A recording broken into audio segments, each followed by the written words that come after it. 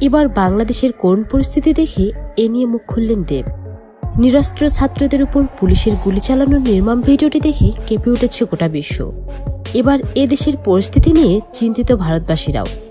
বাংলাদেশের বর্তমান অবস্থা নিয়ে এবার মুখ খুললেন অভিনেতা তথা ঘাটালের তৃণমূল সাংসদ দেব। এদিন এক্স হ্যান্ডেলে দেব লেখেন, আমার চোখে অন্যতম শান্তিপ্রিয় রাষ্ট্র ভালোবাসার দেশ বাংলাদেশ। আমার মন কাঁদছে বাংলাদেশের মানুষের জন্য। প্রার্থনা করছি দ্রুত শান্তি ফিরুক। শুধু আমি নই, গোটা ভারত প্রার্থনা করছে বাংলাদেশের জন্য। প্রয়োজনে অসহায় বাংলাদেশের মানুষদের আশ্রয় দেওয়ার কথা বলেন অভিনেতা দেব। তবে শুধু দেব নয়, বরং আরও অনেক অভিনেতা অভিনেত্রীরাও বাংলাদেশের এই করুণ পরিস্থিতি দেখে দুঃখ প্রকাশ করেছেন। তো বন্ধুরা, বাংলাদেশের এই করুণ পরিস্থিতি নিয়ে আপনার মতামত কি তা অবশ্যই কমেন্ট করে জানাবেন। এবং প্রতিদিন নতুন নতুন ভিডিও পেতে অবশ্যই চ্যানেলটিকে সাবস্ক্রাইব করবেন।